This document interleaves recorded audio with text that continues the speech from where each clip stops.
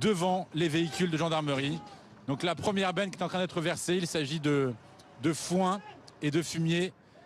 Voilà, il s'agit de bottes de foin et de fumier. Première benne déjà versée. Et donc, comme je vous le disais, il y a cette première raison-là, ce protocole sanitaire qui est beaucoup trop dur pour eux, ils n'acceptent pas de l'abattage. Il y a cette première raison-là, ce protocole sanitaire qui est beaucoup trop dur pour eux, ils n'acceptent pas de l'abattage total de leur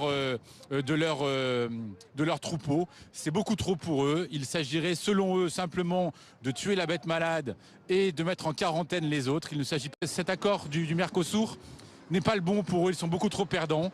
La deuxième benne vient d'être vidée à l'instant et je crois comprendre que c'est du fumier et les véhicules de gendarmerie qui reculent un petit peu pour éviter d'avoir du fumier sur leur véhicule. Vous le voyez, c'est un moment de tension quand même, hein, parce qu'on ne sait pas trop jusqu'où ça va aller cette histoire.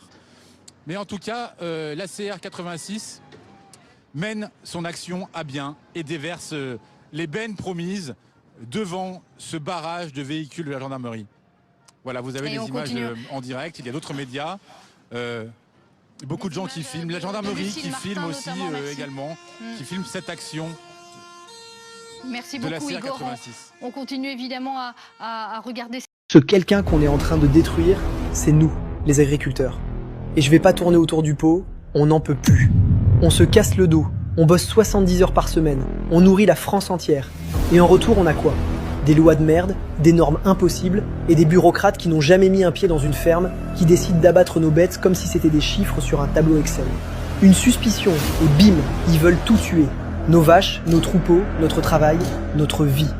Vous imaginez ce que ça fait de voir des années de sacrifices partir à l'équarrissage parce qu'un mec en costard a décidé que c'est plus simple comme ça?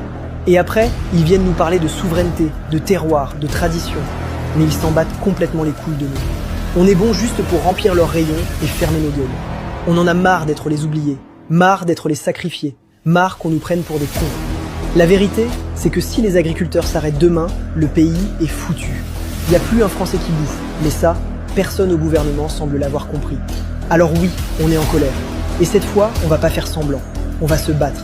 Pour nos terres, pour nos bêtes, pour nos familles, pour notre dignité. Parce que sans nous, la France crève. Et ça, qu'ils le veuillent ou non, il va falloir qu'ils le comprennent.